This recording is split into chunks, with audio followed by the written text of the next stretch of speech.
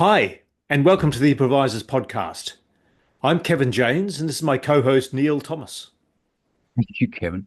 Here on the Improvisers podcast, we talk to performers about their histories, their practices, their conceptualizations around their practices, and their aspirations. Who are we in conversation with today, Kevin? Today, Neil, we've got the opportunity to chat with ELLY Brickhill. ELLY spoke of dancing from the age of 5, spoke of ballroom dancing, dating, and diversions, and also spoke of the centrality of breath in movement and dance for her. She explained how she learns to generate sounds from her numerous pets and talks of the dilemma of using or not using muscle in dance and her recent work exploring sound and movement with Sydney's Splinter Orchestra. I hope you enjoy this conversation with ELLY Brickhill as much as we did. Great. Let's go. Welcome to the Improvisers podcast, ELLY Brickhill. Thank you so much for joining us today, all the way from Merrickville, Sydney. Maybe we'll start with the question of how and when did you begin dance and movement? Oh, at the beginning, at 5 years old, I started Dalcroze dance, which is music through movement. Or I'm not sure whether it's movement through music. I'm not sure, but it involves both. And as a child, I loved that. It was so fun. And of course, I was being taught by the doyenne of Dalcroze, Heather Gell, who is a legend. She's no longer with us, but you know, anyone who knows anything about Dalcroze knows about Heather Gell. So that went on to, by the time I was 9, I started ballet with a little local school, and which I also adored and was extremely good for me because I was a bit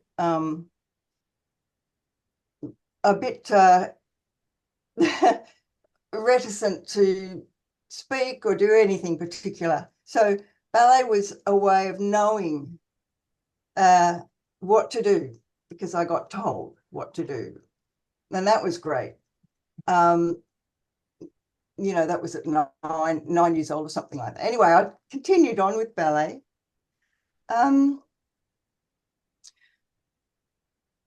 I think probably, I mean, I was never never going to be a ballet dancer, but by the time I got to be, 12, and then a few years into that, you know, teenage years, I discovered jazz ballet, or jazz anyway.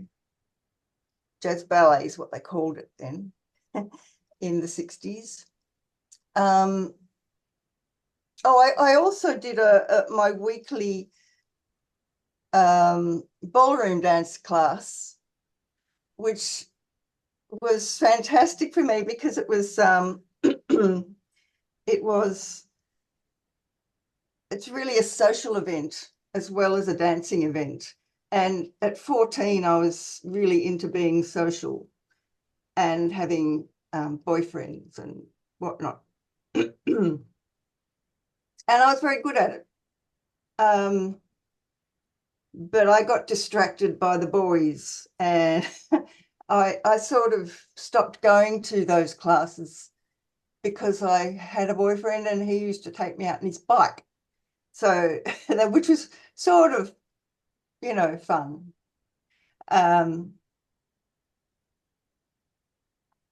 But, you know, with this jazz, and I discovered, it wasn't till quite a lot later that I really discovered what was called modern dance then at Bodenvisa Studios. And there's so many people there that I still know, and it inspired me so much. They're still around. They're still dancing, I think. And I see them on Facebook every now and then. And then somebody said to me, about a class. Oh no, they said, oh, but you want to do this professionally, don't you? And I went, what? Do you think I should? Do you think I could? And that was a bit of an eye-opener for me. And yeah, that was yeah, I turned a corner there. But it sort of didn't really go anywhere for a while because of the boy thing, the social thing, and falling in love at 16 and getting dumped, and I was miserable for years and blah blah blah. So I didn't do anything about it, and then I think I went to teachers college after I left school. Some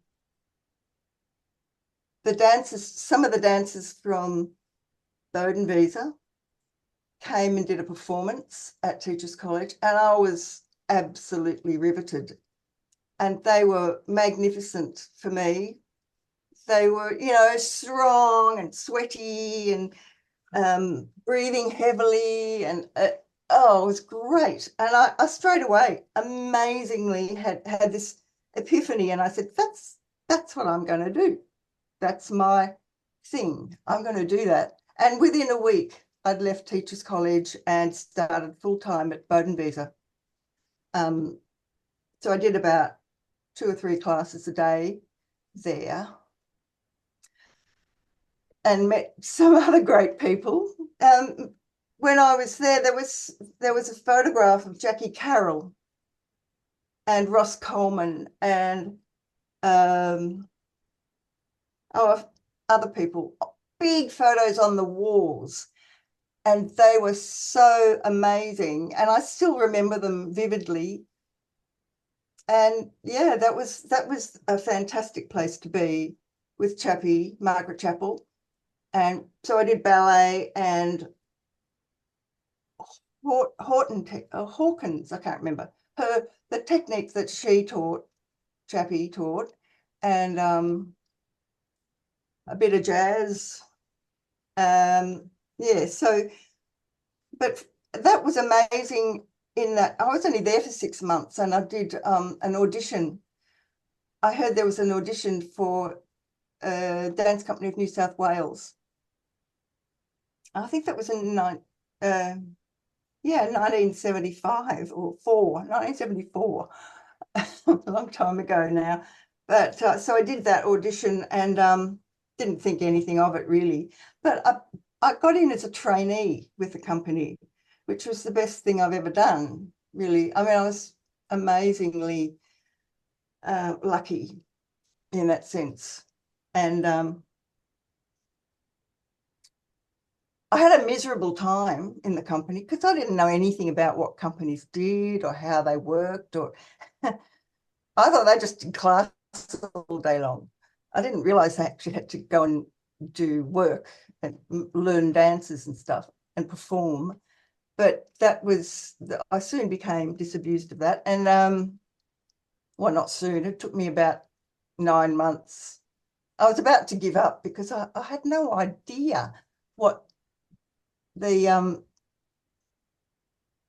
to fit into that thing. As a trainee, we didn't get paid, so we all had to have part-time jobs after that. We did all the 9 to 5 business and then had part-time jobs after that. Ellie, you mentioned in your bio that at that time with the dance company that you were exposed to the works of Merce Cunningham, John Cage, Steve Paxton with Contact Improv. It sounds like that in parallel with that there was that they were early days, about 75, and Yeah, significant groundbreaking persons that you're exposed to. Could you say a little bit more about that and how that might have stimulated you, shaped you, or intrigued you?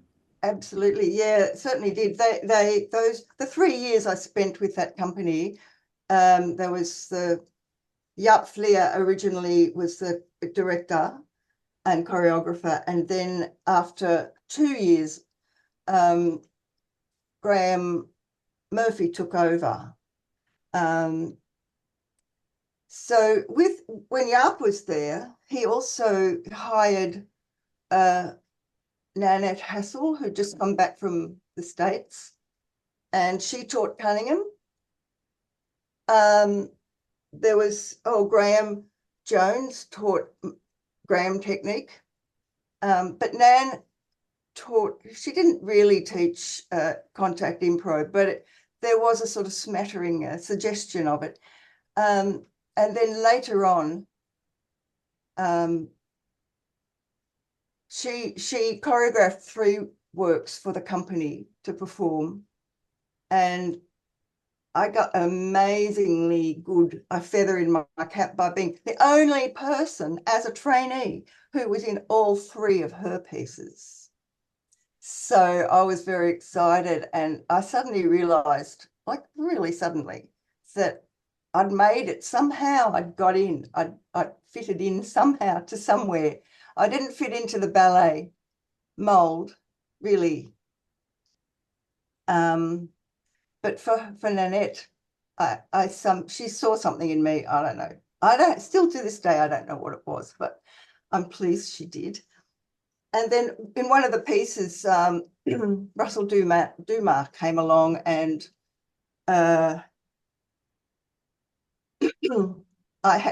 we had to partner each other. But Nanette was, her work at the company was very much mind expanding.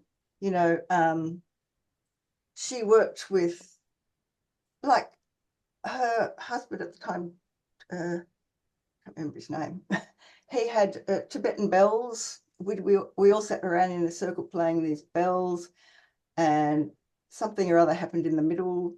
So it was all very open-ended material. She did some Cunningham-based work, which was very rigorous in its own way, yeah. But within that, the idea of the circular stage was very much present. So we didn't have, there was no proscenium arch that we had to focus on. So that was a bit liberating. It's very exciting, actually. It wasn't so much liberating. I mean, to me, it seemed second nature, really. But she did bring a lot of ideas about release work, and, you know, lying on the ground, relaxing in a constructive rest, it was called, feeling our bodies from the inside rather than looking in the mirror and deciding what we should look like and trying to emulate the right lines as ballet did. I mean, that's not to say ballet was fantastic for me, because it really focused my body and my mind and helped me know what to do and what I was doing and what I should feel and what I should aim for. This was quite different. It sort of let everything go, and experiencing the body as itself was wonderful. It was, yeah, I really liked that work. I didn't take it when I left the company. I was still enamored of the proscenium arch work that everybody was, but anyway, so with that company, there was Nan, and she introduced these ideas from she and Russell.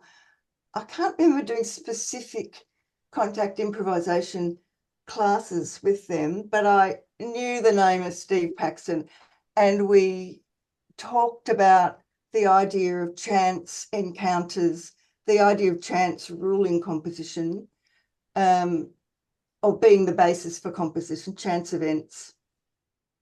And the idea of imagery wasn't encouraged. You know, it was about physics. So, you know, as Steve Paxton said once, if you're thinking of it in contact improv, if you're thinking about sex, you're not doing contact. Or if you're thinking about anything else, you're not doing contact. Contact is about physics, about bodies meeting each other and ricocheting off like billiard balls. Oh, he didn't say that. Oops. And no, he didn't say that. He was talking about what you bring to a contact improv experience, which isn't, you try to avoid imagination and thoughts about the other people in the group, thoughts about particularly sexual, body thoughts, relationship thoughts. Anyway, that was the early days of contact, and which Nan and Russell had huge experience in just prior to returning to Australia. So yeah, we also had John Cage, and I can't remember specifically. Well, she talked about Cage and Chance events, and the idea of silence and the idea of pedestrian action. And she used a lot of that in her work, early work. Yeah, so I guess to me it was sort of obvious because I hadn't been really inundated with ballet training prior to that. And I was doing everything all together in the 3 years I was in the company. It was, all of those things were being built up in my body and mind and imagination. So I was learning everything all at the same time. Ellie, there's a line in the bio you've written saying that you felt there was an inevitable movement towards the ability to see the body as engendering its own dance. Yeah. And I love that that sentence. I was wondering if you could unpack that a little bit more. Yeah. Well, with proscenium artwork performances, the image that the audience has is frontal, and they see they see the dancers' bodies as, I don't know, they're almost like cutouts, but the dancers work towards they work with a mirror, so they always know what they look like, or they're always trying to know what they look like to get the right line, and that's what they're trying to show the audience, the right line. And it doesn't really matter whether it's ballet or contemporary dance, modern dance, it's the same. But with some of Nan's work, which she introduced to us, the release work began with sensing the body from inside. I could lie on the ground and feel the weight of the muscles and gravity, and feel the breath in and out. And that became a sort of basis for realizing there was so much more going on in the body than just, forcing it into positions which the audience would want to see, like, and using line and focus and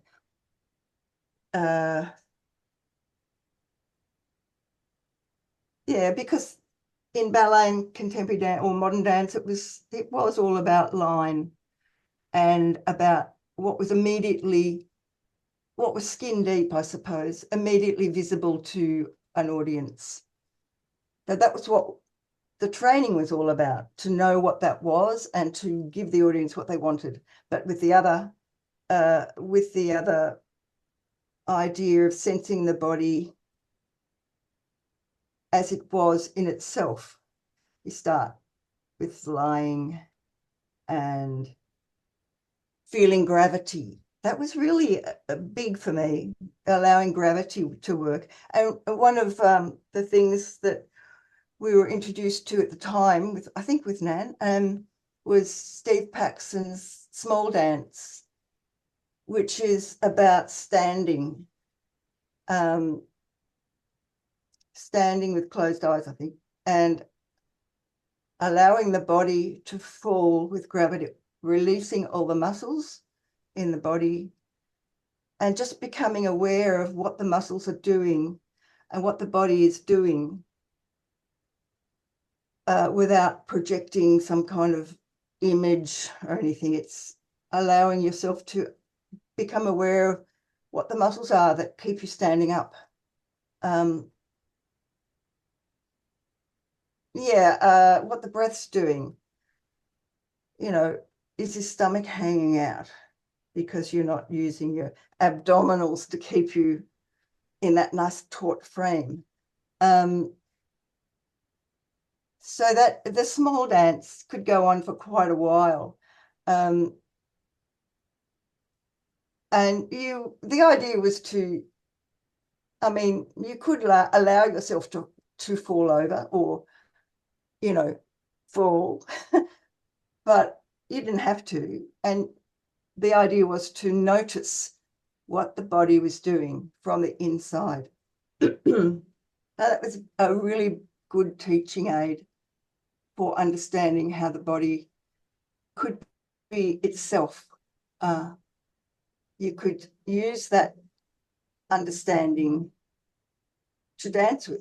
I mean, particularly, you know, it would lead on to all sorts of pedestrian movements like walking and running and skipping and jumping, and without any of the ballet posture or else the modern dance posture. Yeah, huge difference. So the pedestrian stuff was quite important for that. So I mean, we did all that. I think we did all of that in those 3 years. We also had some American choreographers come over. There was John Butler and Anna Sokolov, and they did, you know, standard contemporary dance works with steps, you know, but this was as well as that.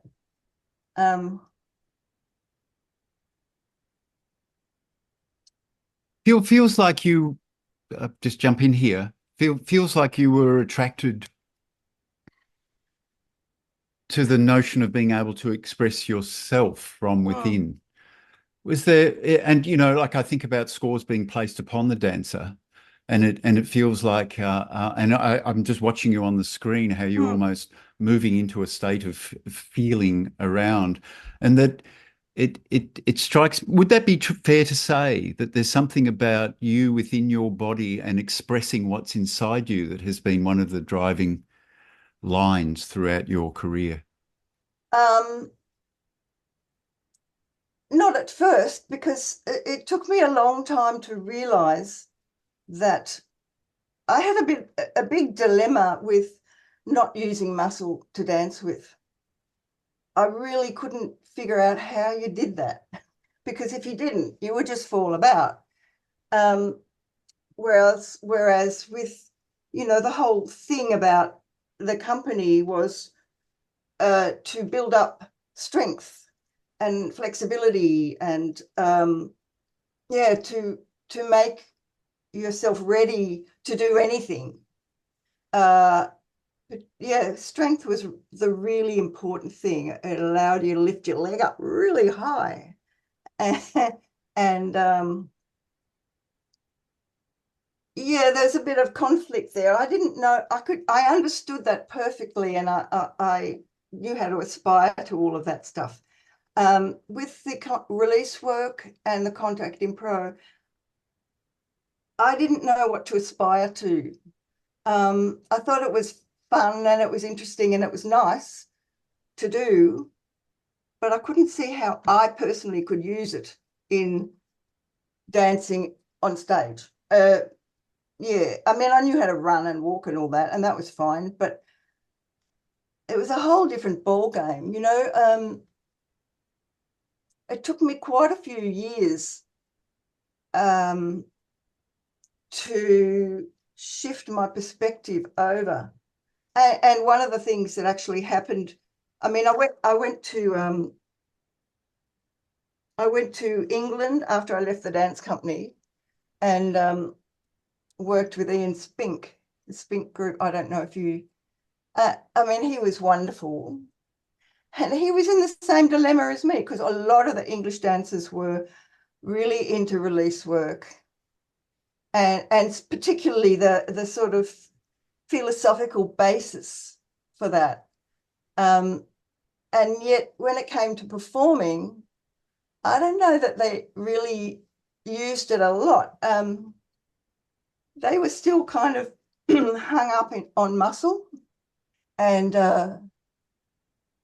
supporting the body through musculature. Whereas, yeah, there was a problem there for quite a few people. And for me, it wasn't until I actually got sick. I think it was probably anorexia or something. I'm not sure. I don't know what it was, but I lost all my muscle tone. And I couldn't do the muscular stuff. And I was still working with Ian, and they didn't understand what the hell I was doing. Neither did I. So anyway, I came back to Sydney and miraculously enough started working with Russell in Dance Exchange. And Nan had gone to Perth, or Melbourne or Perth. And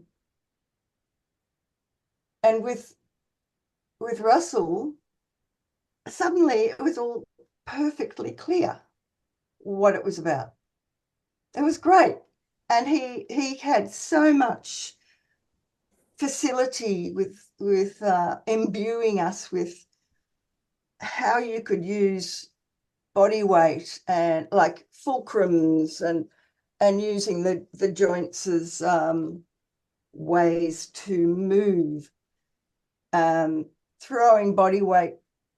Like, you may not have known where your body was going to land, but you knew that the force with which you threw it. And for instance, and so a lot of that work that was for over years, it was incredibly valuable for me, and I just sucked it all up. That's what I became.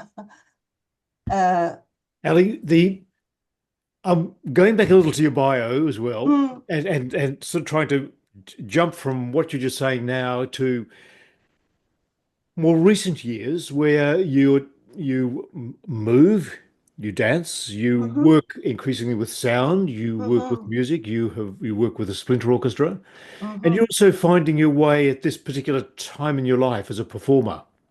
I've seen you perform with the last couple of precipices, not having seen you much before that. And there's a particularity now about how you're finding your way and what performance and dance is meaning to you at this time.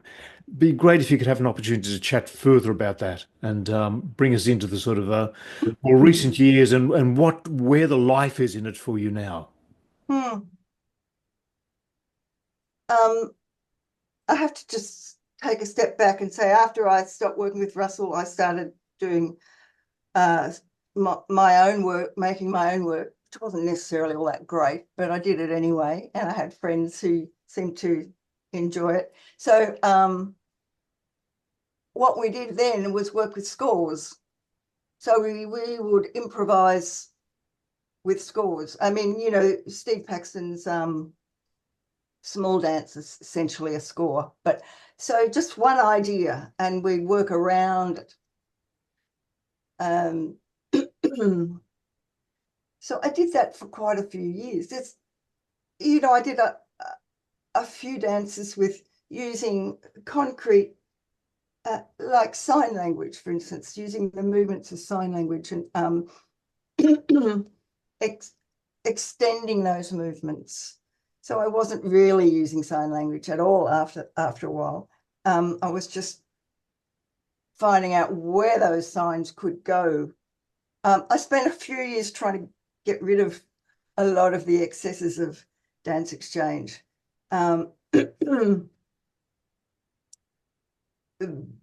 Because they were quite rigid in a way. And I got tired of being told what to do. So yeah, for quite a few years,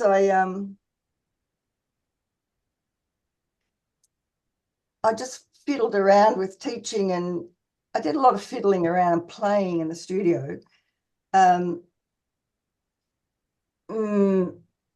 Sort of making work, but I didn't really show it much. But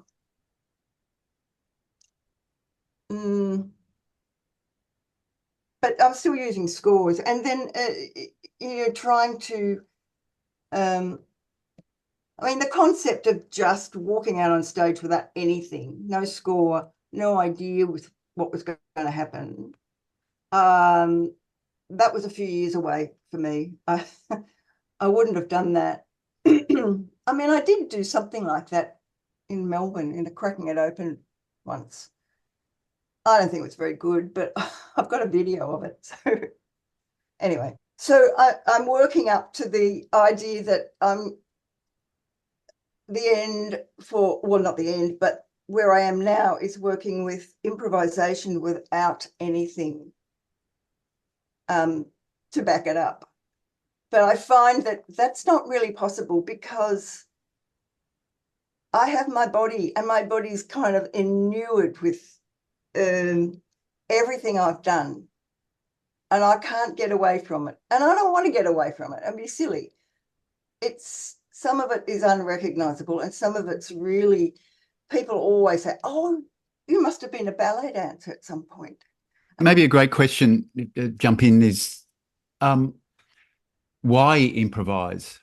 Why improvise? Yeah. Well, that's a very good question. For me,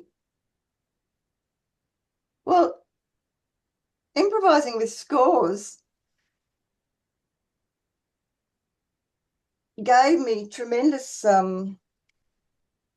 freedom. And I didn't have to remember too much, just one thing. That was the big thing, the big giveaway, the prize. Remember one thing and then play with it. So that's what I'd been doing with scores. And then, yeah, I can't actually remember the time at any time going out onto the floor and just improvising without anything.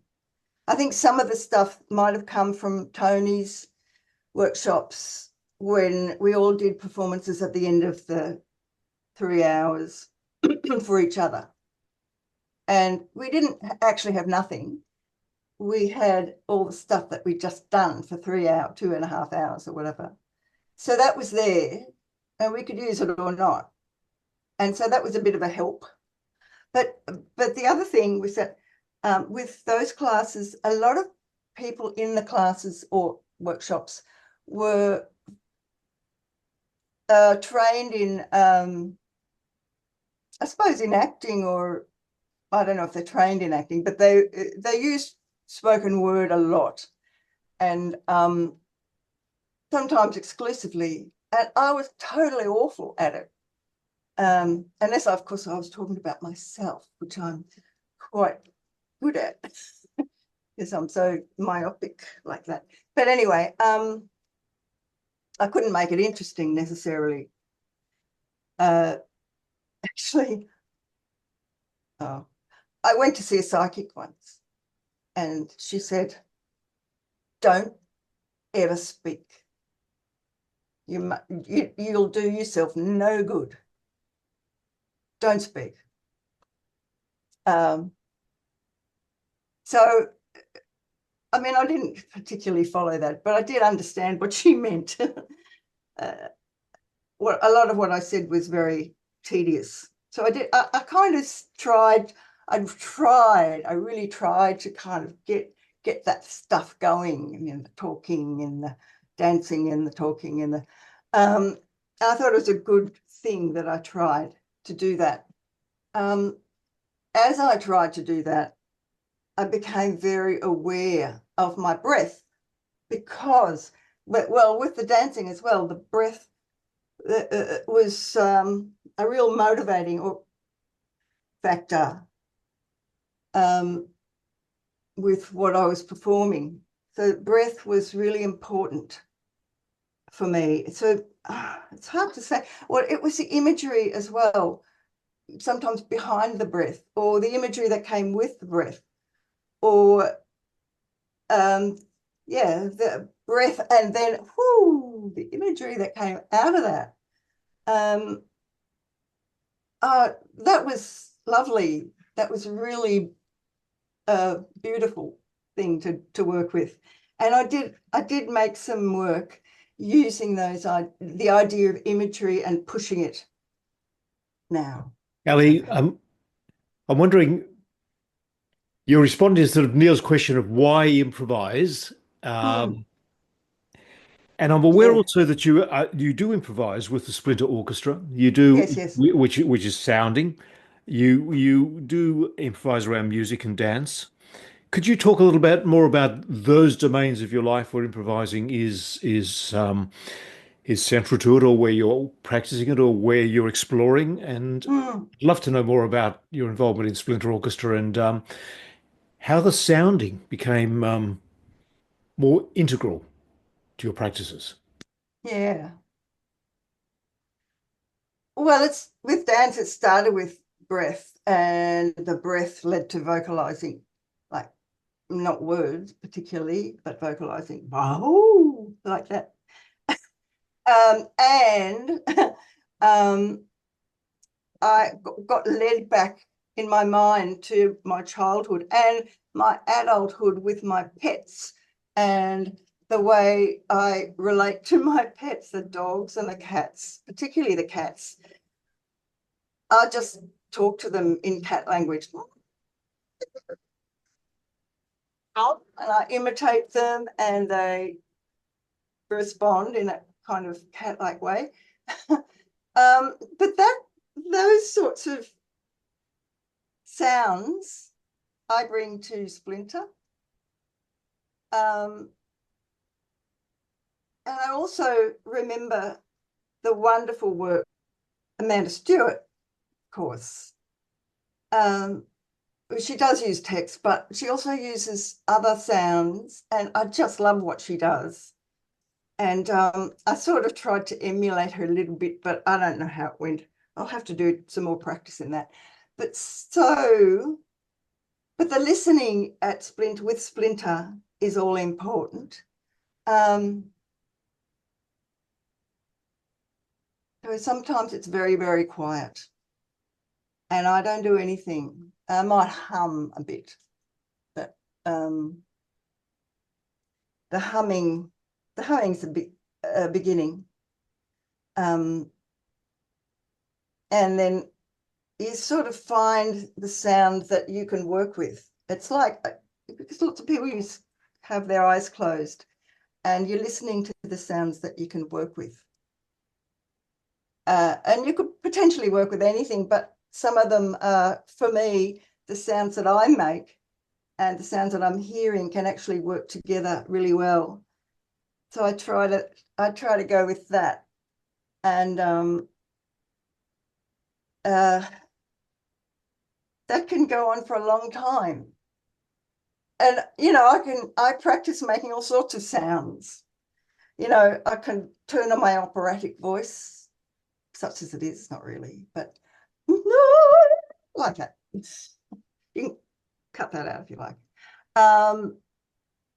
Even harmonizing with various instruments and using sort of guttural sounds and stuff. You just have to listen for the opportunity. And Tony's in that group too, and he has a wonderful way of finding the right word. He's a wordsmith, and as you know, and it might just be one word, but he is also amplifying, and I don't amplify anything. Consequently, a lot of people can't hear me. They think I'm just sort of sitting there, you know. It sounds like what you're saying there, especially with Splinter Orchestra, is you're sort of attuning to the relational situation of sound around you, become available and being responsive to that, and that's I guess there's real particularities around that. But do you think that also imbues your movement as well when you perform that sort of sense of listening, of feeling into, of being available to responding to the immediate situation, responding to maybe an audience, and that your sort of your availability and the emergence of your movement is sort of entwined Yeah, performatively? yeah, definitely. With Splinter, when I first started going, they were always in a circle, and I used to dance on the outside, and with everyone having a lot of the time having their eyes closed, they didn't see me. They much. So that was all right with me. I just did what I liked, and I could hear them very well. And sometimes I'd come up really close to them and could lean over their shoulder and listen that way. It's a bit spooky for them, but they thought it was a bit funny too. And what Jim said once, he said, I can't tell whether you're dancing or whether you're just walking around. I mean, not walking around. He said he couldn't tell when I'd finished dancing because my dance movement was so akin to pedestrian stuff sometimes. Um, uh,